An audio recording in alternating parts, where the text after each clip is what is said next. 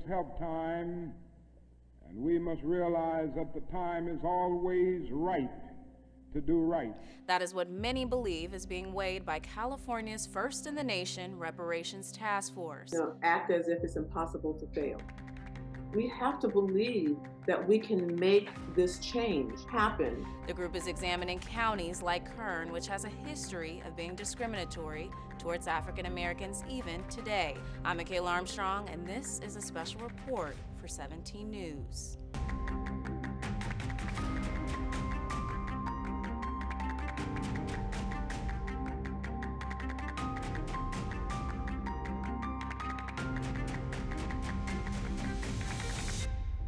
The task force is studying how the state might calculate financial compensation for reparations to California descendants of enslaved African Americans. And I spoke to Kern County residents about the importance of this legislation and if approved, what this could change for Black Californians. Reparations are not uncommon. The German government paid more than $86 billion to Holocaust victims and their heirs. In America, the Civil Liberties Act of 1988 gave more than 82,000 Japanese Americans $20,000 each in reparations and a formal apology by President Reagan for their internment during World War II. This action was taken without trial, without jury. It was based solely on race. However, for African Americans whose ancestors endured 250 years of slavery, there has been no headway regarding restitution except now at the state level. In order to grant reparations or even to consider them, the country has to come to terms with what slavery was and did. And that's something that we've never done as a country. I don't think reparations for something that happened 150 years ago for whom none of us currently living are responsible is a good idea. I think we're always a work in progress in this country, but no one currently alive was responsible for that. We would all like to think that it's in the past and just get over it and just move on, and it's not that simple.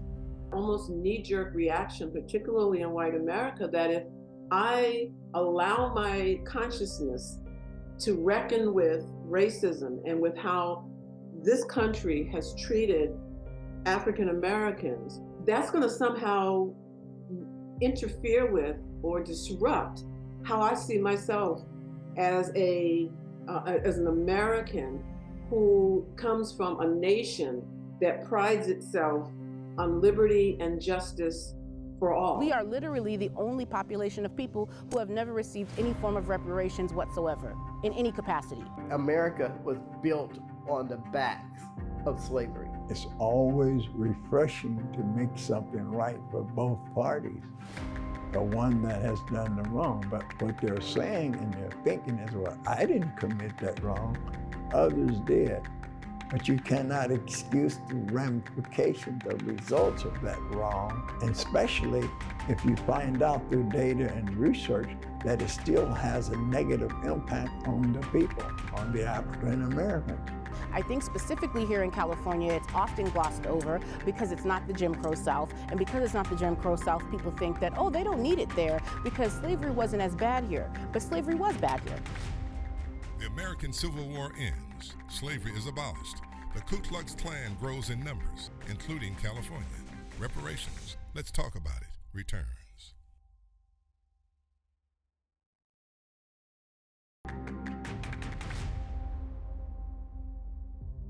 Though California joined the Union as a free state in 1850, the state has a far more complicated history.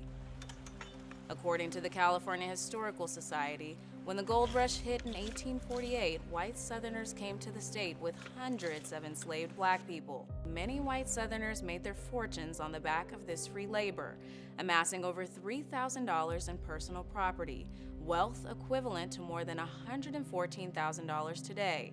Those fortunes grew when state lawmakers passed a law in 1852 that any Black person who had entered California as an enslaved person before statehood was the legal property of the slaveholder who brought them. The Reparations Task Force estimates that despite California's anti-slavery constitution, about 1,500 enslaved black people lived in the state in 1852. Yet that fact is missing from most historical accounts, and many are surprised to learn this took place in the state. No one kept records of that. For instance, when Dr. Martin Luther King first come here, I marched with him. There's no record of that. Many people settled in Kern County from southern states like Missouri, Arkansas, and Texas at the close of the Civil War. It brought back the look of Louisiana, in which I was born, with that migration to work the fields in Bakersfield, California, Kern County, where I became a competitor and a hard worker, picking over 500 pounds of cotton and picking over 40 sacks of potatoes a day. However, according to histories by California State University Bakersfield, blacks' arrival in the county caused a problem for poor whites. The poor white people didn't want to work in the field with the black people. So poor whites pressured landowners to get rid of the blacks. Some poor whites actively worked to frighten black workers to leave the county, according to CSUB, cutting the black population to 25 families by 1894. How systematic racism and slavery harmed African Americans is a primary focus of the Reparations Task Force. According to the Reparations Task Force report, after the country formally abolished slavery, California became a breeding ground for the Ku Klux Klan.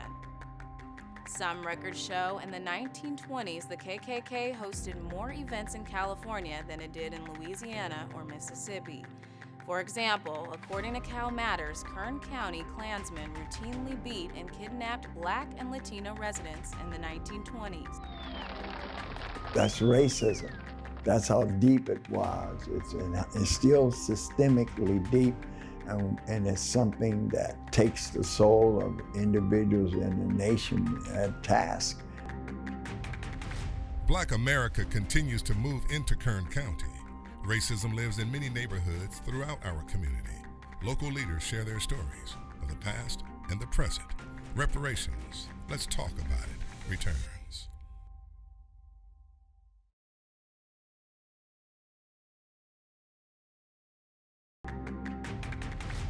Our guest today on Meet the Press is Dr. Martin Luther King, Jr., who led the Civil Rights March from Selma to Montgomery, Alabama. Dr. King was the winner of the Nobel Peace Prize. But we do feel that as long as the conditions of injustice and man's inhumanity to man, it would be necessary to demonstrate in order to bring these issues to the surface and lay them square before the conscience of the nation. Kern County has one of the longest standing African American communities in the Central Valley. According to the census, African Americans make up 6.3% of Kern's population, and African Americans have lived in Bakersfield since at least the early 1880s. However, according to racecounts.org, Kern County black residents are more impacted by racial disparity than other races. That is demonstrated by statistics that show discrimination in wages preventing many from reaching their true social and economic potential. We stood against the injustices. Some people's lives were at stake, and jobs are always at stake anytime someone spoke out. So they would call me and tell me not to put pressure on the white people because they lose their jobs. Others that were in the power seats would call and threaten my life and my family's life. And people complied with it. And when you made a stand, you were blackballed. The task force report also references numerous instances of segregation and restrictive housing agreements across the state. It describes the destruction of several black neighborhoods and cities as a part of the country's, quote, redevelopment policy signed by President Truman with the 1949 Housing Act. It authorized the demolition and reconstruction of urban neighborhoods, targeting places that were considered low income and not white. According to the task force, an example in California is the Fillmore. You know, all right, they talk about the South. The South is not half as bad as San Francisco. You want me to tell you about San Francisco? I'll tell you about San Francisco. The white man, he's not taking advantage of you out in public like they're doing down in Birmingham, but he's killing you with that filth and paper, brother. A once thriving black business district in San Francisco destroyed in the 1970s, displacing more than 20,000 people from more than 4,500 homes and destroying more than 800 businesses. In Kern County, African Americans experienced displacement and segregation as well, particularly with being unable to live everywhere in Kern, like Taft. Taft is listed in the book Sundown Towns, A Hidden Dimension of American Racism by sociologist James W. Lowen. In addition, all white neighborhoods purposely exclude non-whites through discrimination with local laws, intimidation, and even violence. Or Oildale, a community notoriously known for its history towards African Americans, according to Histories by CSUB. We were there, we went, we worked, but we had to be out of there by sundown. The sign says leave before sundown, or even in Oildale. Same thing, ignorance, racism, fear, people just being evil. Wage gaps, racism, real estate practices, Kern County black communities disappearing. Local law enforcement statistics toward black people begin to shift. Reparations, let's talk about it, returns.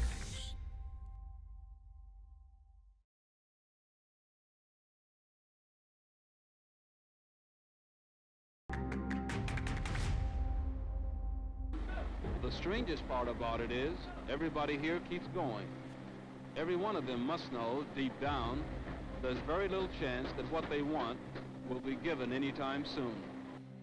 In a California State University Bakersfield study, racist real estate agents among lending institutions prevented many African Americans from purchasing certain homes well into the 1960s, leaving blacks with a mortgage rejection rate of 38.7% in the county, and the lowest home ownership rate of 33.1 as of 2020, according to racecounts.org. They were not playing on a level playing field. You know, there was a lot of closed doors. My parents had a very difficult time telling me about being turned away from restaurants and the redlining and only being able to buy property in a certain part of town. It's painful. Pain that is carried on today throughout the state, outlined in the Reparation Report, of African Americans facing decades of persistent disparities in home ownership, life expectancy, wealth, and other areas. A big contributor to that could be redlining, the practice of denying mortgages to black homeowners and devaluing residential properties in primarily minority neighborhoods, using a color-coded system designating redlined or high-risk areas ineligible for federal mortgage insurance. And when you begin to engage in policies and practices that undermine your ability to be a homeowner, which is like a fundamental rite of passage into generational wealth building in this country, to deny that for entire groups of people just because of their race is incredibly harmful. According to a study by Today's Homeowner, only 6 cities in the country do not have a home ownership gap between blacks and whites. None are in Kern County. In 1960, the white home ownership rate was 65%, and the black rate was 38%, a 27-point gap. According to Pew Research, in 2022, 74.6% of white households owned their homes, compared to 45.3% of black households, a more than 29-point gap. The move of black people from downtown to the Mayflower district was one of those moves. Now, the black community that did exist is no longer that. Puff. It's little by little declined. In the 2019 census, the median income for black households was only 60% of the median income for white households.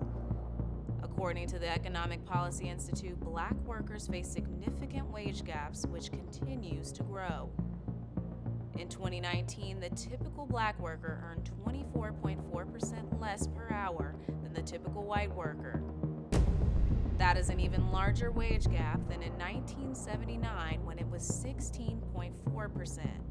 African Americans are service, restaurants, and other things like that, retail businesses. That's where they steer African Americans toward, and these businesses normally pay minimum wage. And for those who were left unemployed, according to the Federal Reserve economic data, the Black unemployment rate is consistently twice the white unemployment rate. The poverty rate for Black Americans in 2019 was the lowest on record at 18.8%. Still, that's more than double of white Americans, who had a poverty rate of 7.3%. The census stated the rate reflected being traditionally disadvantaged compared to other groups over time. A problem activist, Angela Davis, addressed at California State University Fullerton in 1972. If you take working people of color, and if you compare the wages which we receive to the wages which white workers doing the very same jobs, and I'm using government statistics that the government has given us, you find that there is a $28 million differential just because of the existence of racism. And that's a lot of money, because we could buy a lot of houses and build a lot of schools and a lot of child care centers and a lot of the things that we need in the ghetto and the barrio with that $28 million. According to medical research, Black Americans have a lower life expectancy than white Americans, due partly to the discriminatory practices of denying services to people based on their race. In Kern, Blacks are expected to live 70.7 years as opposed to nearly 75 years for their white counterparts, according to racecounts.org. Black people, who account for 13% of the U.S. population, accounted for 27% of those fatally shot and killed by police in 2021. According to Mapping Police Violence, a nonprofit group that tracks police shootings. That means Black people are twice as likely as white people to be shot and killed by police officers. Also, Black Americans are imprisoned at a rate roughly 5 times the rate of white Americans. In Kern County, Blacks have the highest arrest rate per youth under 18 at 31.8 per 10,000 youth, and Blacks have the highest rate of civilian injuries by law enforcement at 6.7 per 100,000 people, according to Race Counts. And in a California Health Interview survey ranging from 2011 to 2020, only 20,000 Black adults in Kern County felt safe in their neighborhood. What do reparations mean to Kern County? The economic impact for the Black community and America. How soon could a change be made? Reparations, let's talk about it, concludes when we return.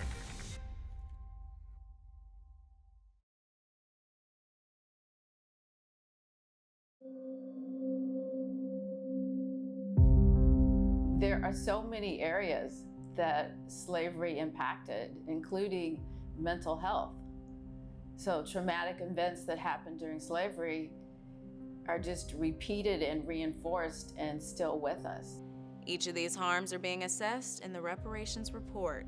This will help shape the task force's final suggestion of the total amount for each individual. A lot of our businesses were taken, a lot of our homes were taken, and so through reparations, people are able to potentially purchase back some of those things that were taken.